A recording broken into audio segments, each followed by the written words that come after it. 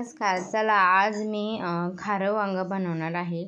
मी first टाईमच बनवत आहे. बनवलं आहे पण मी परफेक्ट कधीच झालं नाही. आज मी पुन्हा एकदा प्रयत्न करत आहे का खारं वांगं अगदी छान तयार होईल. त्यासाठी मी ते वांगे घेऊन स्वच्छ धुवून घेतलेले आहे आणि ते स्वच्छ धुवून त्याला कापून घ्यायची. त्याच्यामध्ये आळे वगैरे असल्यास आपल्याला कळत नाही, त्याच्यामुळं कापून स्वच्छ पाहून घ्यायचे आणि परत एकदा पाण्यात टाकून द्यायचे, कारण की वांगं तसंच ठेवल्यावर काळं पडतं.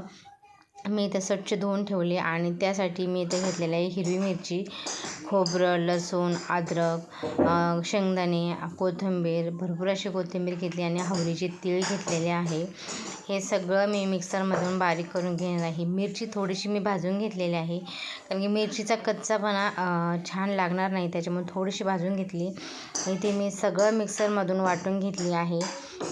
आधी खोबरं बारीक करून घेतलं, खोबरं, लसूण, अद्रक, हिरवी मिरची, कारण की खोबरं सगळं शेंगदाण्या वगैरे शेंगदाणे हवरीबरोबर बारीक होत नाही, त्याच्यामुळे आधी खोबरं बारीक करून घेतलं आणि मग बाकीचे पदार्थ त्यातमध्ये बारीक करून घेतलेले आहे. कोथिंबीर, शेंगदाणे, तीळ हे अगदी छान असं बारीक करून घेतलेलं आहे.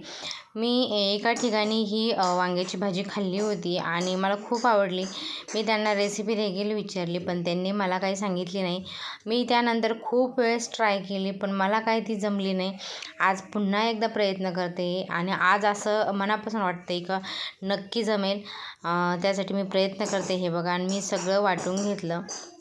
अगदी छान असा ही अशी चटणी वगैरे असतं ना ठेचा, तसंच वाटते. इतकं छान वास येतो आहे त्याचा. असंच तेल टाकून तुम्ही चपातीबरोबर खाल्लं तरी छान लागेल. याच्यात मी चवीपुरतं मीठ टाकलं. आता हे वांग्यामध्ये आपण सगळं भरून घेणार आहे. मी हे भरून घेते. मीठ मिक्स केलं का यामध्ये सगळं भरून घेते आणि अगदी छान असे वांगे छोटे छोटे घेतल्यामुळे अगदी छान भरल्या जातात. हे पहा, मी ही रेसिपी खूप प्रयत्न केला पण जमली नाही. आज 100% मला असं वाटतं मला जमणार आहे. हे सगळे मी भरून घेतले आणि त्यानंतर मी कढईमध्ये तेल टाकून गरम करून घेते.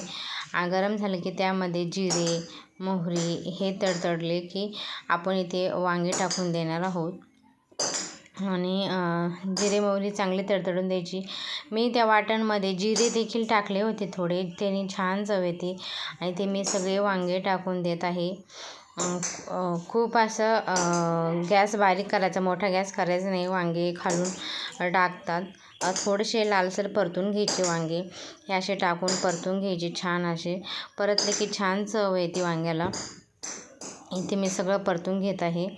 हे बघा असं, आणि बारीक गॅस स्टीलची कढई असल्यामुळे त्याच्यामध्ये पटकन गरम होते आणि पटकन भाजी जळते, त्याच्यामुळे त्याच्यावर बारीक गॅसवर आणि लक्ष ठेवून करावं लागते. हे बघा असं परतून घेतल्यानंतर मी त्याच्यात अर्धा ग्लास पाणी टाकलेलं आहे, जास्त टाकलं नाही, कारण की आपण तेल थोडंसं जास्त टाकल्यामुळे आपण तेलातच शिजवून घेणार आहोत. आणि वरून अशी कोथिंबीर टाकल्यावर परत थोडंसं चवीपुरतं मीठ टाका, कारण की मी मसाल्यामध्ये थोडं मीठ टाकलं आहे. आणि ही बघा आपली भाजी अगदी छान अशी भाजी तयार झालेली आहे.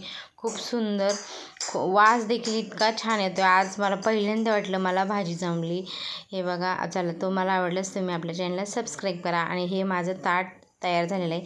आवडल्यास सबस्क्राईब करा, लाईक करा, शेअर करा, कमेंट